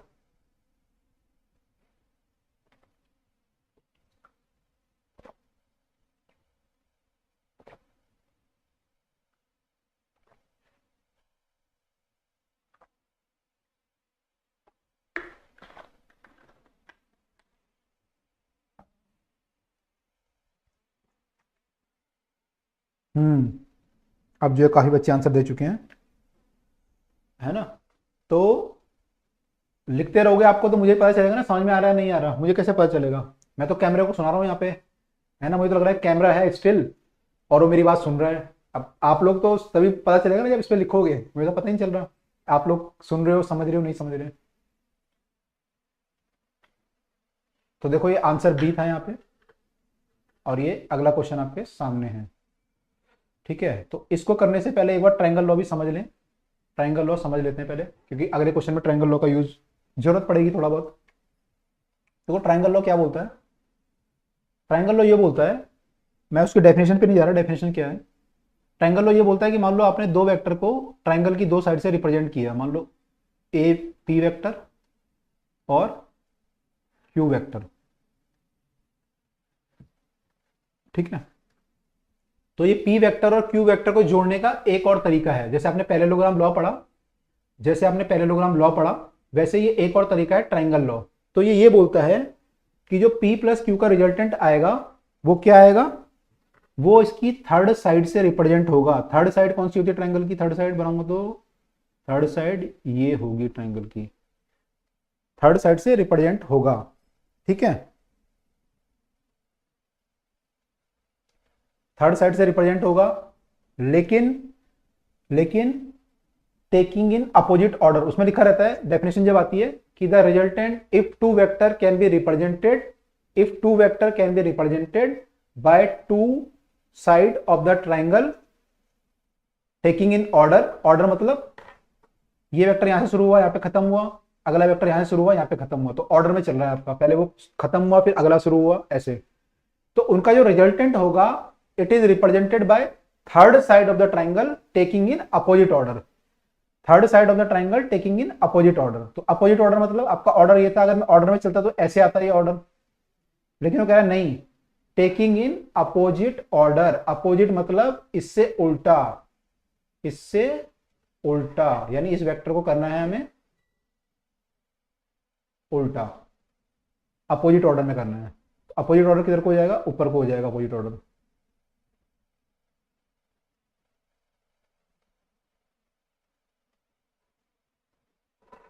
यानी कि इस, तो इन दोनों का जो रिजल्टेंट है it is represented by third side of the triangle, इन दोनों का रिजल्टेंट है will be represented by third side of the triangle taking in opposite order, ठीक है, टेकिंग इन अपोजिट ऑर्डर। ये क्लियर है सबको? ट्रायंगल लॉ क्लियर है कि अगर दो वेक्टर को अगर कोई लिखना चाहे, if two vector can be represented by two sides of the triangle, if two vector can be represented by two sides of a triangle taking in order, then their resultant may be represented by, then their resultant may be represented by third side of the triangle, third side of the triangle taking in opposite order, ठीक है। This is triangle law of vector addition. हाँ, if two vector can be represented by two sides of a triangle, two sides of a triangle taking in order, then their resultant may be represented by third side of the triangle taking in opposite order. तो ये इसकी definition है। तो जिसने अगर नहीं लिखा वो बाद में लेक्चर भी देख सकता है, लेक्चर से भी लिख सकता है, एक बार रिपीट करके लेक्चर चला दें तो क्लास के बाद वहां पे भी लिख सकता है। तो ये सबको क्लियर है, तो आगे बढ़े।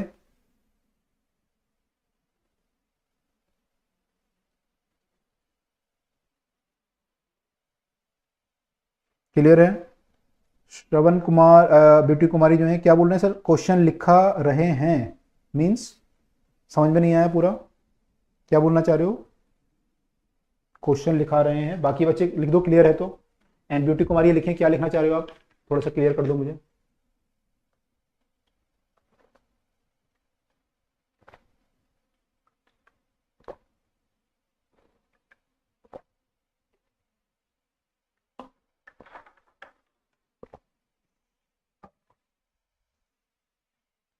बाकी को क्लियर है?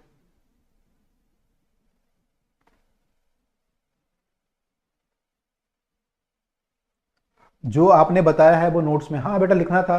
अगर नहीं लिखा है, बाई चांस नहीं लिखा है, तो बाद में जब लेक्चर आप वीडियो देखोगे तो वीडियो में से लिख लेना दोबारा, ठीक है? लिख लो ट्राइंगल लॉ वेक्टर एडिशन, तो है ना। अब इसका यूज करना आना चाहिए, है ना। डेफिनेशन तो जो है वो है, बोर्ड में, बोर्ड तो है नहीं आपका, डेफिनेशन नहीं पूछेगा, क्वेश्चन पूछेगा। ये क्वेश्चन देखो,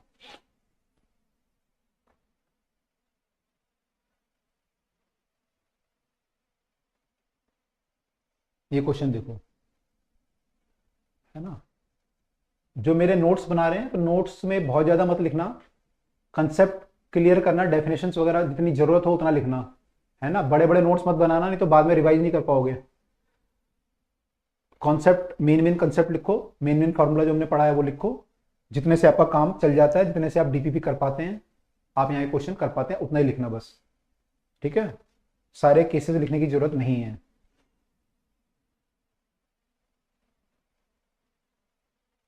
बताओ बेटा क्या आंसर आएगा।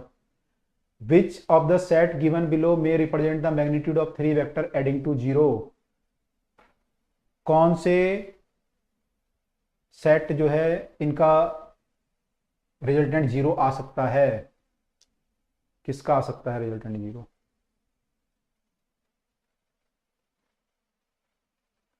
फिजिक्स में एनसीईआरटी नहीं बेटा, बहुत जरूरत नहीं है एनसीईआरटी पढ़ने की।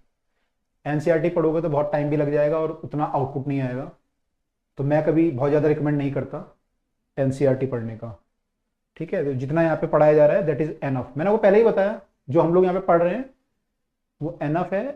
एंड हमारे पैकेज भी अपलोड हो रखे हैं, अगर आप उसमें गए होंगे ऐप में, तो वहाँ पे कोर्स सेक्शन है, कोर्स सेक्शन में आप जाएंगे तो वहाँ पे पैकेज भी अपलोड है। वो पैकेज भी आप चाहो तो थ्योरी के लिए यूज़ कर सकते हो, वो पैकेज भी आप थ्योरी के लिए यूज़ कर सकते हो, उतना एनफ है। एनसीईआरटी वगैरह थोड़ा सा कॉम्प्लेक्स है, आपको थोड़ा समझ में भी नहीं आएगी, तो उतना मत पढ़ना, ठीक है। ट्राई करना क्वेश्चन ज़्यादा करना, मैंने पहले ही बोला, पढ़ना पढ़ना कम है, क्वेश्चन ज़्यादा करने हैं। तो क्वेश्चन जितने करोगे उससे जो कंसेप्ट क्लियर होंगे बस उतना नोट कर लो, उतना एनफ है, बाकी सारी थ्योरी पढ़ने की जरूरत नहीं है। डी डी डी ये वाला बता दो, बिल्कुल बताएंगे अभी। बाकी बच्चे देखें, 3 ने आंसर निकाल चुके हैं। अच्छा, अब आए ऊंट पहाड़ के नीचे। थ्योरी कितनी आती है? कुछ नहीं आती थ्योरी, आती क्या है नीट में थ्योरी? नीट में कुछ नहीं आता, एक आधा कोई क्वेश्चन कुछ आ गया तो आ गया, नहीं तो नीट में सारा न्यूमेरिकल ही आता है बेटा, थ्योरी कुछ नहीं आएगा वहां पे। वहां नहीं पूछेगा आपसे पैरेललोग्राम लॉ क्या होता है, ट्राइंगल लॉ क्या होता है, सीधा ऐसे क्वेश्चन आ जाएगा बस। तो थ्योरी कोई बहुत ज्यादा नहीं आती, इसलिए थ्योरी मत लिखो ज्यादा। ठीक है। डी 3 बच्चों ने निकाला अभी तक, बस 3 बच्चों ने निकाला अभी तक। आप जो है ऊंट पहाड़ के नीचे, आप तक कहते सर बहुत इजी इजी करा रहे हो, अब धीरे धीरे जो है चीजें आने लगी है। निकालो, बाकी बच्चे बताओ। 4 ने निकाल दिया डी। विवेक क्वेश्चन एक बार समझा दो। क्वेश्चन ये बोल रहा है बेटा कि देखो ये 3 वेक्टर हैं, मान लो कोई एक ए ऑप्शन ले लें, तो ये 3 वेक्टर हैं, है ना। इनका रिजल्टेंट है 2, 5 और 8। तो कह रहा है क्या मैं इन तीनों को जोड़ के 0 ला सकता हूं? क्या इन तीनों वेक्टर को जोड़ के मैं 0 ला सकता हूं नेट? 0 कब आ सकता है? मान लो मेरा एक वेक्टर ऐसे हो, दूसरा ऐसे हो, ट्राइंगल लॉ मान लो मैं लगाता हूं, और तीसरा मान लो ऐसे हो, तो अब रिजल्टेंट कितना आ जाएगा? 0। रिजल्टेंट की जगह बची नहीं यहाँ पे, आप थर्ड जो साइड बनाते हो उसकी जगह है ही नहीं। भाई मैं यहां से यहां चला, फिर यहां से यहां चला, फिर मैं यहां से यहां चला, तो घूम फिर के वहीं पे आ गया, तो रिजल्टेंट क्या आ गया? 0 आ गया, रिजल्टेंट 0 आ गया, अगर 3 वेक्टर मेरे ऐसे हैं, है ना। तो ये कह रहा है कि इन केसेस में से कौन सा ऐसा केस हो सकता है, इन केसेस में कौन सा ऐसा केस हो सकता है जहां पे कि रिजल्टेंट 0 आ जाए? क्या इसमें हो सकता है अगर मैग्नीट्यूड 2, 5 और 8 हो? इसमें हो सकता है क्या? बी में हो सकता है क्या? सी में हो सकता है क्या? डी में हो सकता है? ये पूछ रहा है, ये क्वेश्चन है।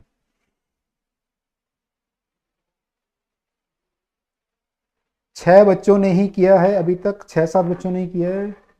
ओके, तो आई एक्सपेक्ट कि बाकी को भी नहीं आया है। ओके। दीपांशु गुप्ता ने तो इसका एक्सप्लेनेशन भी लिख दिया, एक्सप्लेनेशन भी लिख दिया, है ना। इनका रिजल्टेंट 0 कब हो सकता है? जब ये एक ऐसा ट्राइंगल बनाए कि मैं घूम फिर के वापस आ सकूं, तो ट्राइंगल बनना चाहिए। और ट्राइंगल बनेगा कब? ट्राइंगल में 3 साइडें होनी चाहिए, तो 3 वेक्टर तो हैं आपके पास। लेकिन इनमें क्या होता है 3 साइड में? आपको पता है कि कोई भी जो एक साइड होती है, कोई भी एक साइड आप ले लें, उसका जो सम होता है वो बाकी 2 साइड से के सम से, सॉरी, एक साइड जो होती है वो क्या होती है? बाकी 2 के सम से कम होती है। मान लो ये साइड ए है, ये बी है, ये सी है, तो यानी जो ए होगा वो बी प्लस सी से कम होगा। अगर बी प्लस सी को आप ऐड करोगे तो कम होगा। या मान लो बी है, वो ए प्लस सी से कम होगा, या सी है वो ए प्लस बी से कम होगा, है ना। तो कोई भी जो साइड होगी, एक साइड, वो बाकी 2 साइड के सम से हमेशा छोटी होगी, तभी वो ट्राइंगल बनेगा बेटा। या, है ना, या बराबर हो सकती है मैक्सिमम, तो ट्राइंगल क्या होगा? बिल्कुल स्ट्रेट लाइन बन जाएगा एक, है ना, तभी हो सकता है, अदरवाइज ये पॉसिबल नहीं हो सकता। तो किस केस में ऐसा हो सकता है? देखो ए बी सी और डी में कि एक साइड का जो वैल्यू है बाकी 2 के सम से कम है, किस केस में हो रहा है? अब निकालो आंसर।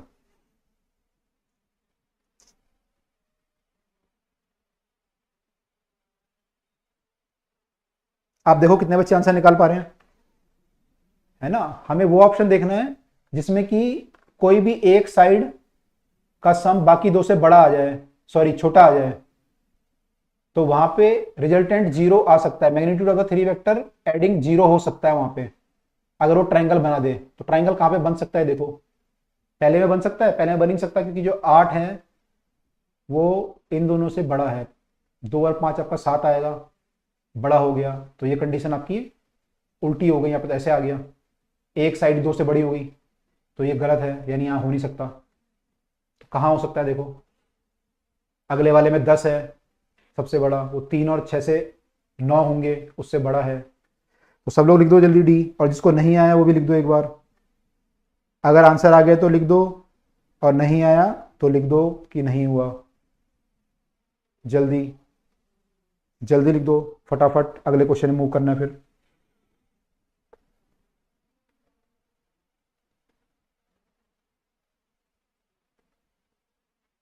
जल्दी, बाकी बच्चे आगे चलें। 2 बच्चों को क्लियर नहीं हुआ, बाकी लोगों को क्लियर है? आगे चले बाकी, जिनको क्लियर नहीं है एक बार दोबारा बता रहा हूं। मैं ये कह रहा था कि देखो, 3 वेक्टर का रिजल्टेंट 0 कब हो सकता है? वो तब हो सकता है, मान लो ऐसा, अगर वो ट्राइंगल बना दें। मान लो मैं यहां से यहां गया, और फिर मैं यहां से यहां गया, और फिर मैं वापस यहां पे आ गया, तो मैं बोलूं मेरा रिजल्टेंट कितना है? तो मेरा रिजल्टेंट कितना है? 0 है। ठीक है, तो अगर मैं ऐसा कोई ट्राइंगल बना सकता हूं तो मेरा रिजल्टेंट 0 आ सकता है, अगर मैं ऐसा बना लूं। ठीक है, अब आपको पता है ट्राइंगल में जो प्रॉपर्टी होती है, ट्राइंगल की कुछ प्रॉपर्टियां होती हैं, जैसे इनका एंगल का सम 180 होता है, तीनों का सम, आपने ये पढ़ा होगा, है ना। और भी कई सारी प्रॉपर्टियां होती हैं। एक प्रॉपर्टी ये होती थी, आपने छोटी क्लास में पढ़ी होगी, कि कोई भी एक साइड की मैं लेंथ अगर लूं, कोई भी एक साइड की लेंथ अगर मैं लूं, तो वो क्या होती है? अगर मैं इसकी लेंथ लूं तो क्या होती है? बाकी 2 साइड के सम से छोटी ही होगी, है ना। ये अगर मान लो ए है, ये बी है, ये सी है, तो ए जो होगा हमेशा बाकी 2 से छोटा होगा। सॉरी, लेंथ है केवल, तो बी प्लस सी। तो ऐसा अगर केस है तो ही ट्राइंगल हो सकता है वो पॉसिबल। अगर ये बड़ा आ गया, ए मान लो बड़ा आ गया बी प्लस सी से, तो ट्राइंगल ही नहीं बन सकता, वो आप बना ही नहीं सकते, ट्राइंगल नहीं बना सकते आप। तो ट्राइंगल नहीं बनाओगे तो रिजल्टेंट 0 नहीं आएगा, है ना, रिजल्टेंट 0 नहीं आएगा।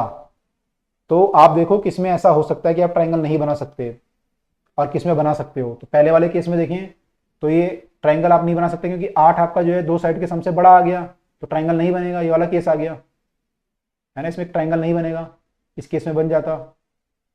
तो ये वाला केस आ गया था, ये वाला, ये जो 8 बड़ा हो गया था, तो यहाँ ट्राइंगल नहीं बनता। ऐसे यहाँ नहीं बनता, क्योंकि 10 जो है वो 3 + 6 से बड़ा है। यहाँ भी ट्राइंगल नहीं बनेगा। यहाँ पे 4 जो है, मैंने कोई भी आप चेक कर सकते हो, जो है 2 है, तो 2 तो चलो छोटा है 4 + 1 से, 1 भी छोटा है 4 + 2 से, लेकिन 4 बड़ा हो गया। कोई भी साइड बड़ी नहीं होनी चाहिए, एक भी साइड अगर बड़ी हो गई तो गड़बड़ हो जाएगा मामला। यहाँ पे ये बड़ी हो गई, तो ये भी नहीं बनेगा ट्राइंगल। यहाँ पे देखो, यहाँ पे साइड 6 है, 6 जो है 7 और 12 के सम से कम है। ऐसे 7 देखोगे, 7 भी जो है 6 और 12 के सम से कम है। फिर 12 देखोगे तो 12 जो है वो 6 और 7 कितना हो जाए 13, इससे भी कम है। तो यानी ये तीनों साइडें बाकी दो के सम से छोटी हैं, यानी ट्राइंगल बन सकता है। तो ट्राइंगल बन सकता है तो रिजल्टेंट 0 हो सकता है, इसलिए आंसर डी। तो ये क्लियर है? क्या ये क्लियर है?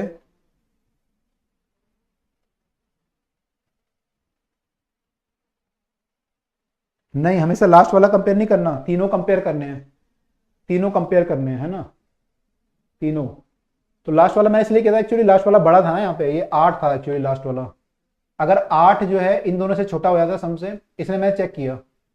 आप इसको भी कर सकते हैं, तो 5 तो हो ही जाएगा, आपको पता ही है 5 तो जो है वो 5 से बड़ा 8 है, तो 2 + 8 करोगे तो बड़ा ही आएगा वो तो, है ना। ऐसी 2 है, 2 तो हो ही नहीं सकता था बड़ा, तो है ना, इसलिए तीनों चेक करने हैं, तीनों चेक करने हैं। क्लियर है सबको? आगे बढ़े।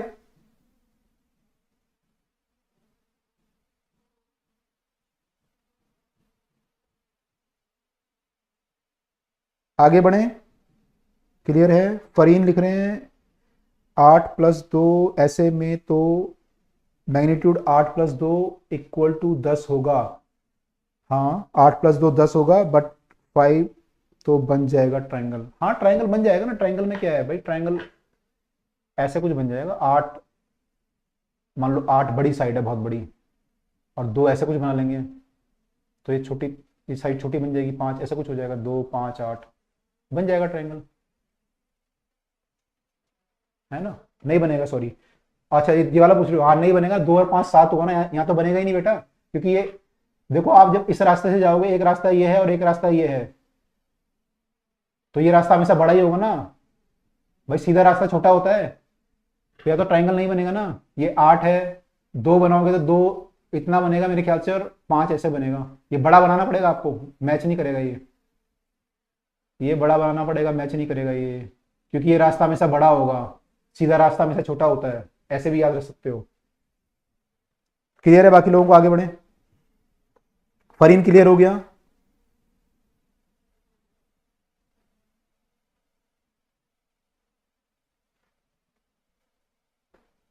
हाँ, तीनों साइड में कंडीशन चेक कर लो, तीनों साइड में चेक कर लो ना, एक बार 2 के लिए चेक करो, फिर 5 के लिए चेक करो, फिर 8 के लिए चेक कर लो, आपको खुद पता चल जाएगा थोड़ी देर में कि मेरे को किसका चेक करना चाहिए, है ना। करके देखो, खुद करके देखना एक बार। आगे बढ़े। जिसको क्लियर नहीं हुआ लिख दो। तो इसका आंसर सी है। हमने क्या निकाला, इसमें सी लिखा हुआ है आंसर, गलत लिख दिया answer. Magnitude of 3 vector into 0, answer गलत दिया हुआ है। ये देख लो अगला क्वेश्चन। अगर वो क्लियर नहीं है किसी को तो बता दो, अगर पिछला वाला क्लियर नहीं है तो बता दो, अदरवाइज ये वाला क्वेश्चन देखो। 2 vector of equal magnitude have a resultant equal to either of them in magnitude, angle between them is. ठीक है, जिसको क्लियर नहीं है वो लिख दो यहाँ पे, और बाकी लोग ये क्वेश्चन करो। फरीन का भी हो गया, गुड गुड। एक बार खुद भी ट्राई करना, जो वीडियो मैं पढ़ा रहा हूं यहाँ पे, जिसको कम समझ में आ रही है, एक बार दोबारा उसे देखनी है रोज क्लास के बाद। मैंने जब आपकी तीनों क्लासें हो जाएंगी शाम को, दोबारा देखो और खुद करने के लिए ट्राई करो, तो ज्यादा समझ में आएगी।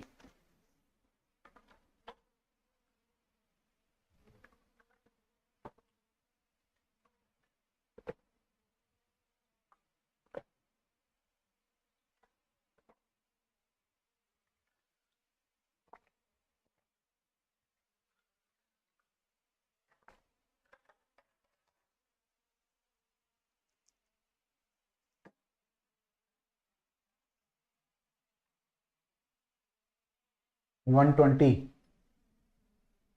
हो गया। ए इज द आंसर 60। अच्छा, कुछ बच्चे 60 बोल रहे हैं, कुछ 120 बोल रहे हैं। बी 90, कुछ 90 बोल रहे हैं। ओहो, गुड। क्लास में वो हो गया, आपस में होना चाहिए, सब एक दूसरे में नकल मत मारो, अपना अपना करो। ए 60 60 60, शिवानी भी 60 लिख रही है, हिमांशु 90 लिख रहे हैं। अरे बाप रे, तो इजी क्वेश्चन था बेटा, इतना टफ नहीं है। अभी तो मैंने फिजिक्स स्टार्ट नहीं करी, अभी से आप लोग ए बी हो गए। 90 90 60 D Shubhro Biswas D, Anshika A. Two vector of equal magnitude, दोनों वेक्टर हैं, मैग्नीट्यूड बराबर है, पी और पी मान लो, उनका resultant is equal to either of them, resultant भी उनके बराबर है। आइदर ऑफ देम मतलब किसी एक के बराबर है, तो दोनों बराबर ही हैं, तो पी और क्यू आपस में बराबर हैं। मान लो एक्स मान लो, चलो, तो ये कह रहा है कि पी का मैग्नीट्यूड, मैग्नीट्यूड ऐसे लिखते हैं है ना, या पी लिख देते हैं केवल, वो क्या है, क्यू के बराबर है। Two vector of equal magnitude have resultant equal to either of them, और उसका जो रिजल्टेंट है आर, वो भी क्या है, इनके आइदर ऑफ देम के बराबर, मैंने या तो पी के बराबर या क्यू, यानी दोनों के बराबर है, तो ऐसा है कंडीशन हमारी, तो ये आपस में बराबर हैं। तो एंगल बिटवीन देम क्या होगा, इनके बीच में एंगल क्या होगा, यानी पी और क्यू के बीच में एंगल क्या होगा। ठीक है, ऐसा था ना पढ़।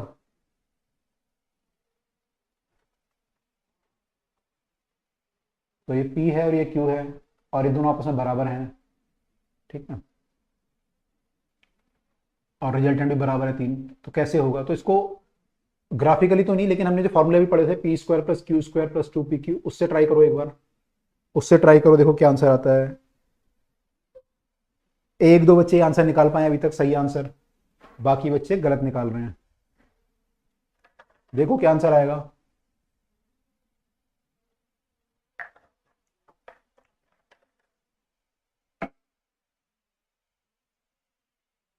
Sixty is not the right answer, 90 भी नहीं आएगा, 120 आएगा, आई थिंक 120 आएगा। देखो 120 कैसे आएगा, क्या गलती कर रहे हो आप लोग, क्या गलती कर रहे हो। अंशिका आप कह रहे हैं यस 120, ओके। हिमांशु ने भी निकाल लिया 120, हाँ निकाल, जो निकाल पा रहा है वही लिखना अभी, नहीं तो मैं निकालूंगा अभी।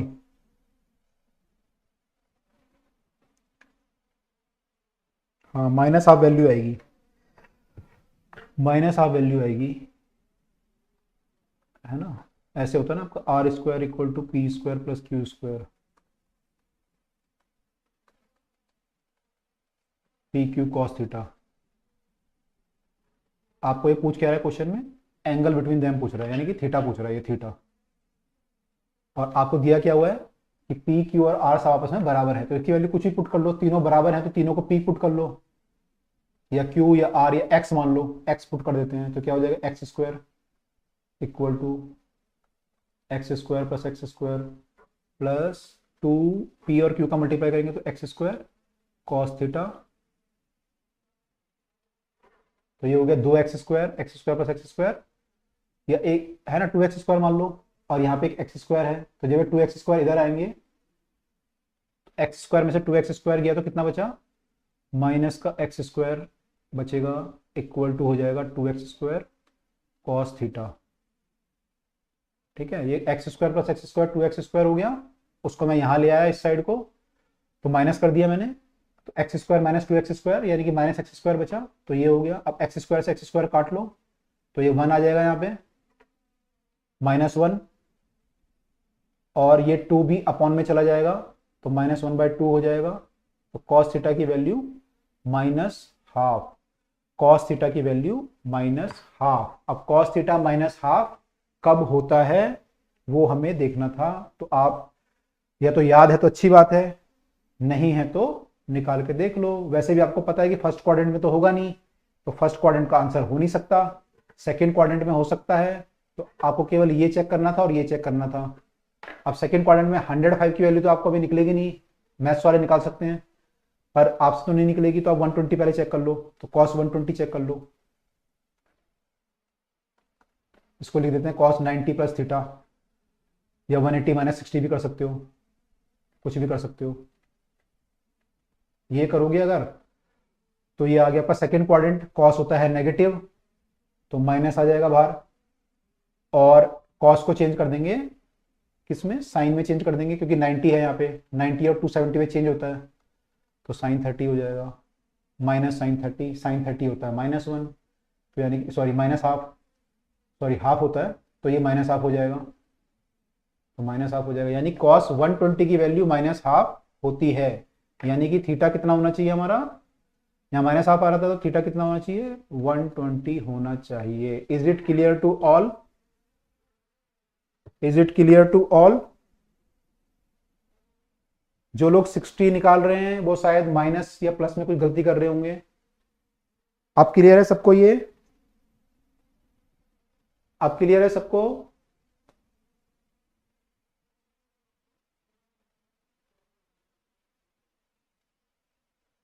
Yes, okay.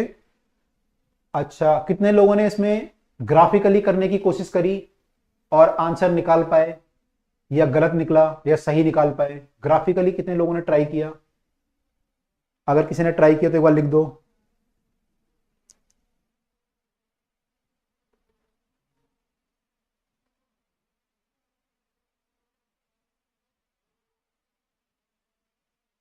One plus cos theta क्या होता है, अभी आगे आएगा क्वेश्चन में, आपको बताया था वन प्लस कॉस थीटा क्या होता है, अब ये क्वेश्चन में दोबारा आ जाएगा। 2 cos² θ/2 होता है वैसे, 2 cos² θ/2। ग्राफिकली कैसे होगा? कितने लोगों ने ट्राई किया? गलत निकाला, फरीन ने गलत निकाला, ओके, कोई नहीं ट्राई तो किया। किसी और ने ट्राई किया ग्राफिकली? ओके, हाँ कोई बात नहीं, नहीं किया तो कोई बात नहीं, लेकिन अगर किया है तो एक बार लिख दो, मैं जानना चाहता हूँ। निकला नहीं, ट्राई किया लेकिन निकला नहीं, है ना? निकला नहीं, गलत निकला, कोई बात नहीं। देखो ग्राफिकली कैसे करते हैं, ग्राफिकली भी सोच लो एक बार। ये कह रहा है कि दो vector equal in magnitude have resultant equal to either of them in magnitude. अभी हमने ट्राइंगल लॉ पढ़ा था, हमने कहा था कि एक वेक्टर अगर ऐसे है और एक वेक्टर अगर मान लो ऐसे है, तो उनका रिजल्टेंट क्या होता है, taken opposite, sorry third side होती है अपोजिट ऑर्डर में, तो रिजल्टेंट क्या होगा, ये होगा। तो अगर ये ए वेक्टर है और ये बी वेक्टर है और ये, तो उसका रिजल्टेंट क्या होगा, ये होगा, टेकन इन अपोजिट ऑर्डर, यानी कि ये। तो मैं ऑर्डर की बात नहीं कर रहा, खैर ऑर्डर की हमें जरूरत नहीं है। अब क्या दिया हुआ है इसमें, इसमें दिया हुआ है कि वेक्टर आर इक्वल इन, दोनों वेक्टर इक्वल थे, यानी ए और बी इक्वल था, और इस केस में रिजल्टेंट भी इक्वल था। ये बोला resultant is equal to either of them, तो तीनों बराबर हो गए। तीनों अगर बराबर हो गए तो कौन सा ट्राइंगल बन गया, तीनों अगर बराबर हो गए तो कौन सा ट्राइंगल बन गया, क्या नाम होता है इस ट्राइंगल का, इस ट्राइंगल का नाम क्या होता है,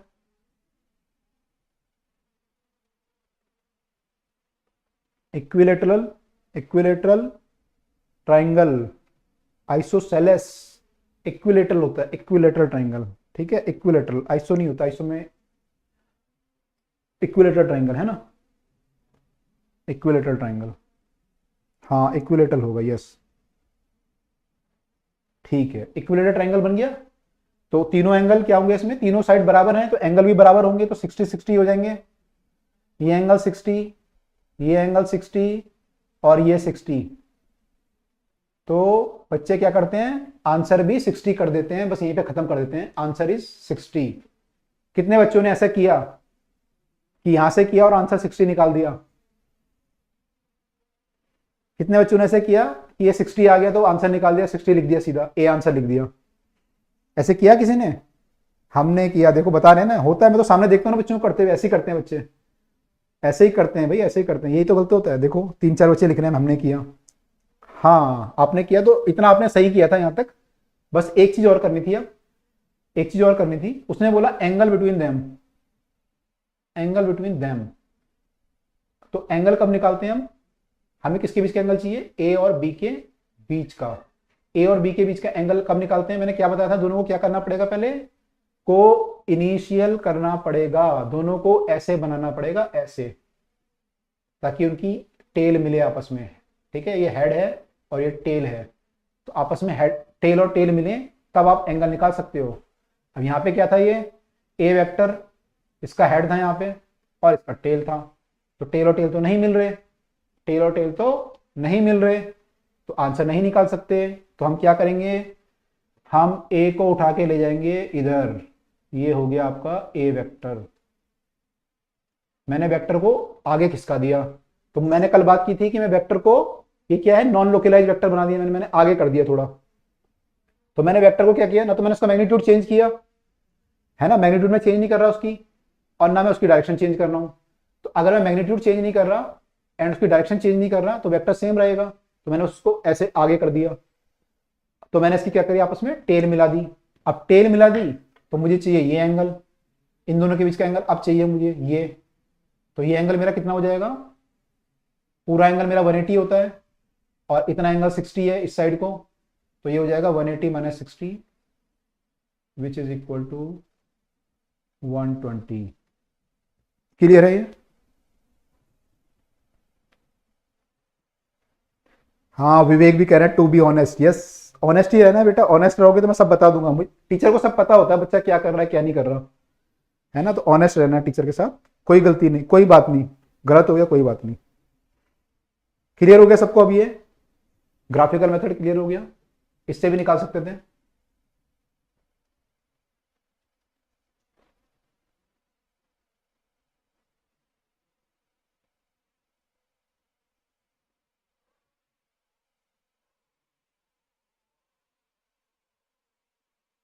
अच्छे से क्लियर हो गया, ओके गुड, ओके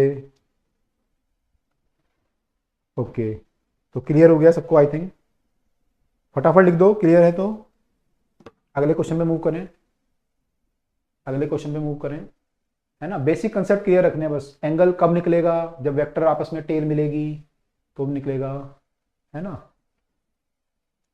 और पैरेललोग्राम लॉ क्या होता है, कॉस की वैल्यू कितनी होती है, कॉस 120 कैसे निकालेंगे, ये सब फंडामेंटल क्लियर होनी चाहिए, आंसर निकल जाएंगे सारे। तो क्लियर लिख चुके हैं बच्चे सारे, सबको लिख चुके हैं, किसी को नहीं हुआ है तो लिख दो, अदरवाइज अगले क्वेश्चन पे मूव करते हैं। इसका आंसर डी दिया हुआ है, तो D is correct answer, 120 degree है ना, हमने 120 निकाला है, डी इज द आंसर। अगला क्वेश्चन देखें बाकी लोग, अगला क्वेश्चन देखें, पढ़ो इसे क्या लिखा है।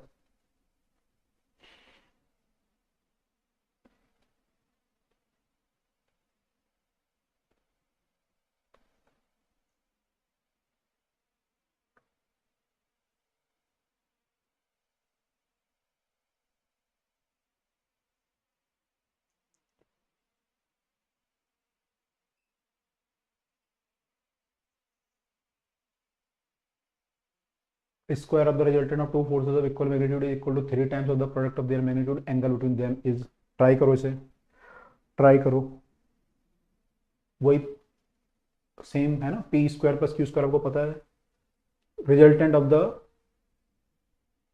Two forces of equal magnitude, forces का मैग्नीट्यूड इक्वल है ना। तो कह रहा है रिजल्टेंट जो है वो क्या है, फोर्स आपस में इक्वल है, तो मान लो फोर्स को मान लो पी और क्यू मान लो, ये दोनों आपस में बराबर हैं, एक्स मान लो दोनों को।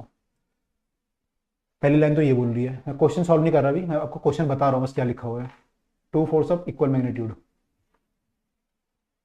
ठीक है, equal magnitude is equal to 3 times of the product of their magnitude. इनका जो रिजल्टेंट है वो क्या है, रिजल्टेंट जो है, इनका जो रिजल्टेंट है, resultant of the two forces of equal magnitude क्या है, 3 टाइम्स ऑफ द प्रोडक्ट है। इनको अगर प्रोडक्ट मैंने मल्टीप्लाई, अगर मैं पी और क्यू को मल्टीप्लाई करूं और इसको 3 से मल्टीप्लाई करूं तो रिजल्टेंट मेरा जो है वो इतना है, ये बोल रहा है वो, ये है। तो ये कह रहा है कि उनके बीच का एंगल कितना होगा, पी और क्यू के बीच का थीटा कितना होगा, ये क्वेश्चन है, करिए।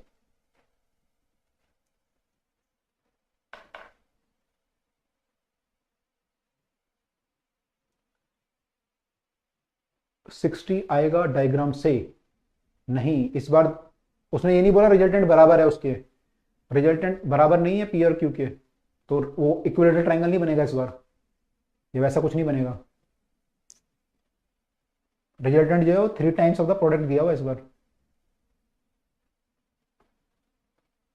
आंसर सही से निकालो, हो सकता है आंसर आपका सही हो लेकिन तरीका भी जो आप लिख रहे हो concept is not correct. Diagram से, आई डोंट थिंक डायग्राम से कर पाओगे आप इस क्वेश्चन को, आई डोंट थिंक कि आप डायग्राम से कर पाओगे इस क्वेश्चन को, है ना। इसमें आपको बेसिक कंसेप्ट ही लगाना, बेसिक फॉर्मूला ही लगाना पड़ेगा जो हमने पढ़ा है, बेसिक फॉर्मूला लगाना पड़ेगा।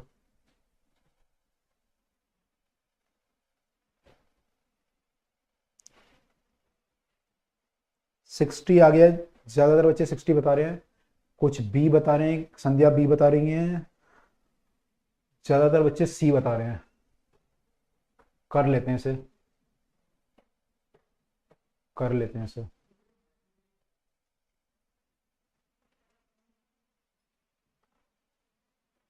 देखो इसमें पी और क्यू आपका एक्स है, करते हैं सॉल्व। और आर जो है 3pq है। ठीक है, आर क्या होता है मेरा? आर मेरा होता है P square plus Q square और प्लस 2pq कॉस थीटा होता है। मुझे थीटा चाहिए था एक्चुअली, तो मुझे ऐसा फॉर्मूला चाहिए था इसमें थीटा आ जाए। इसमें थीटा आ जाएगा। ये हो गया आर।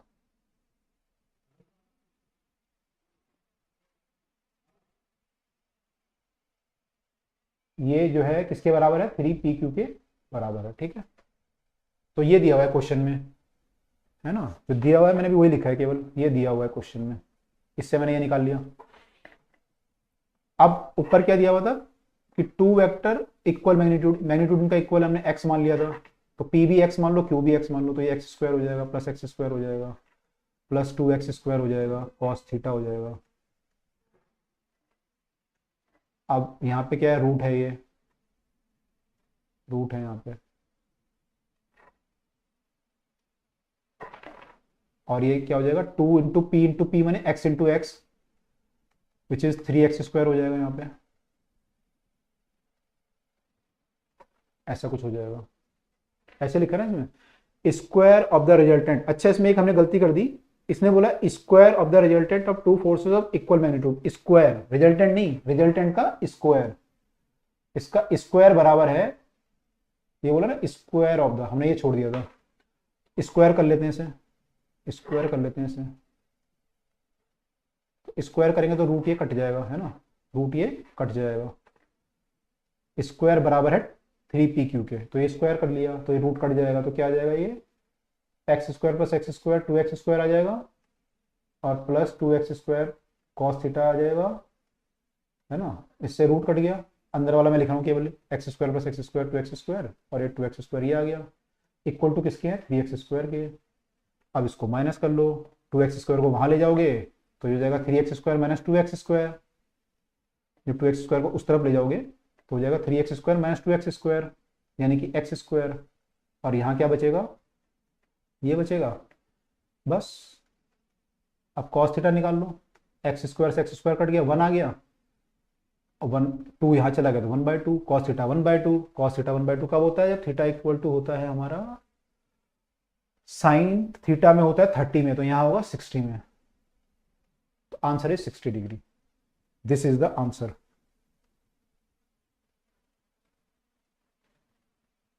ये क्लियर है सबको?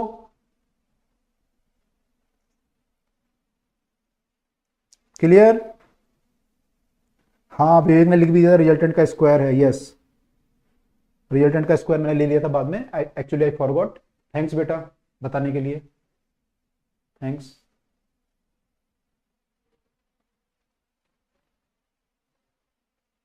क्लियर है सबको? यस,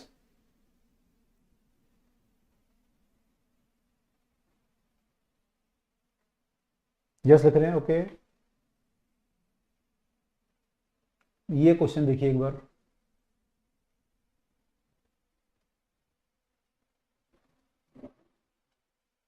ठीक है? ये क्वेश्चन देखिए, a प्लस बी का मैग्नीट्यूड इक्वल टू a का मैग्नीट्यूड प्लस b का मैग्नीट्यूड, एंगल कितना होगा? एंगल कितना होगा? इसे देख लो फटाफट से, अभी आगे और भी क्वेश्चन बाकी हैं, ये क्वेश्चन घर के लिए दे देंगे। इसे लिख लो, इसे लिख लो आप क्वेश्चन को, ये आप घर से करना, अगला क्वेश्चन भी घर से करना, फिर कल डिस्कस कर लेंगे, है ना? इसको आप लिख लो, A vector plus B vector equal to A vector plus B vector है, तो एंगल बिटवीन ए और बी कितना होगा, है ना? कुछ लोगों ने निकाल भी लिया है, कुछ लोगों ने निकाल भी लिया है, तो एक बार बाकी लोग भी वो कर लें, और एक क्वेश्चन ये भी लिख लो। पिछला वाला लिख लिया सबने? ये लिख लिया?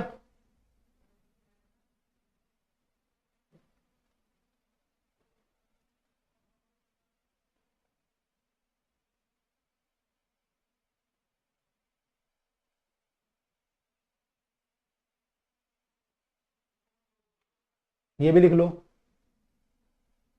ये भी लिख लो, है ना, देख लो क्या है। अदरवाइज वीडियो आपके पास रहती है, आप वीडियो से भी देख सकते हो। इन दोनों को लिख लो, ये आपका होमवर्क हो गया। और साथ में जो डीपीपी आपको दिए गए हैं, साथ में जो डीपीपी आपको दिए गए हैं वो भी आपको करते रह, वेक्टर का एक डीपीपी है वो आपको करते रहना है साथ में। कुछ क्वेश्चन आप और कर पाओगे, अब कुछ क्वेश्चन और कर पाओगे। और जब हम dot product, scalar product, sorry vector product पढ़ेंगे तो बाकी क्वेश्चन भी हो जाएंगे फिर, है ना। हाँ तो इसे नोट कर लो, सबने कर लिया नोट? नोट कर लिया तो मुझे बता दो, नोट कर लिया तो एक बार बता दो मुझे।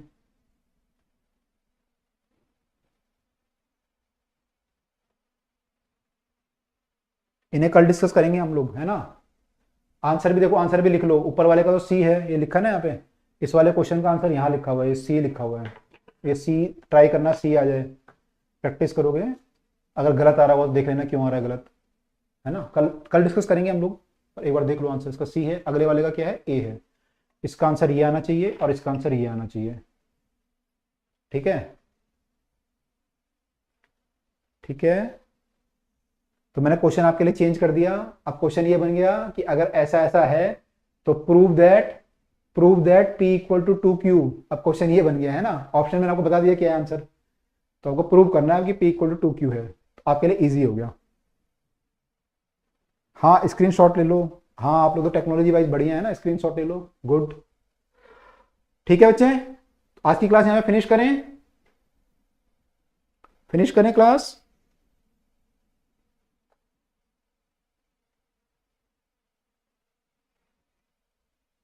ओके तो यहाँ पे फिनिश कर रहे हैं हम लोग क्लास, एंड कल इससे आगे बढ़ेंगे, बाकी क्वेश्चन देखेंगे। Okay thank you very much and have a very good day. बाकी क्लासे एंजॉय करो, बाय।